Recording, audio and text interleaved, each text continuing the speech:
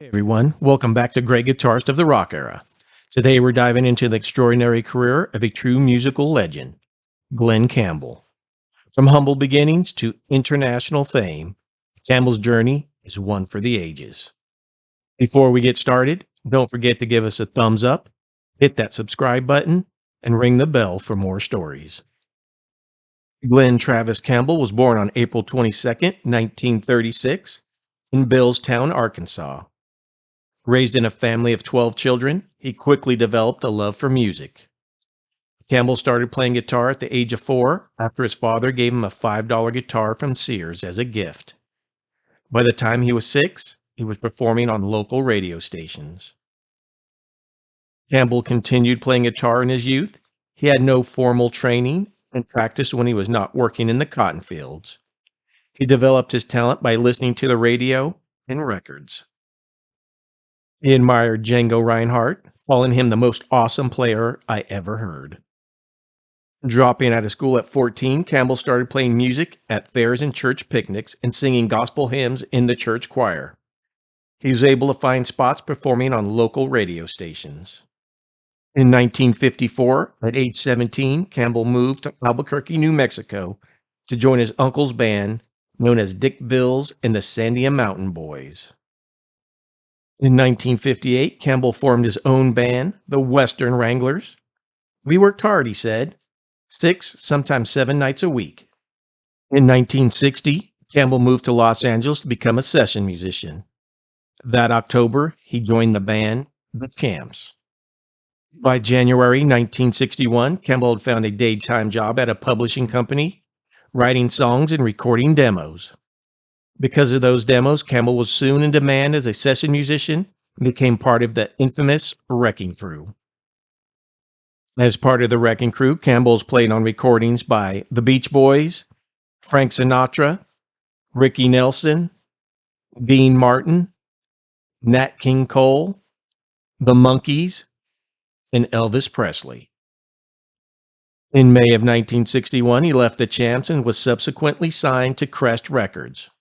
His first solo release, Turn Around and Look at Me, was a moderate success, peaking at number 62 on the Hot 100.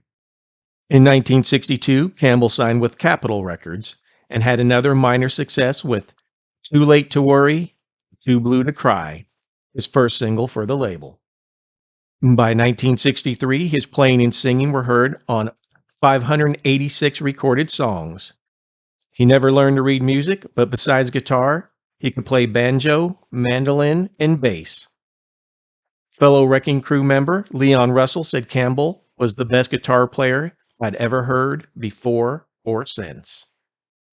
From 1964 on, Campbell began to appear on television as a regular on Star Route, ABC's Shindig, and Hollywood Jamboree. From December 1964 to March 1965, Campbell was a touring member of the Beach Boys, filling in for Brian Wilson, playing bass guitar, and singing harmonies. In 1965, he had his biggest solo hit yet, reaching number 45 on the Hot 100 with Universal Soldier. Campbell continued as a session musician, playing guitar on the Beach Boys' 1966 album Pet Sounds, among other recordings. In April of that year, he joined Rick Nelson on a tour, again playing bass. When follow-up singles did not do well, Capitol was considering dropping Campbell from the label in 1966. He was teamed with producer Al DeLory. Together, they first collaborated on Burning Bridges, which became a top 20 country hit in early 1967. Campbell and DeLory collaborated again on 1967's Gentle on My Mind, which was an overnight success. The song was followed by the Time I Get to Phoenix later in 1967. In 1968, Campbell released Wichita Lineman. It reached number 3 on the U.S. pop charts. The 1969 song True Grit, sung by Campbell, who also co-starred in the movie of the same name, received nominations for the Academy Award for Best Song. Campbell's charm and musical prowess also translated to television. In 1969, he began hosting the Glen Campbell Good Time Hour. a variety show that showcased his talents alongside other musical guests.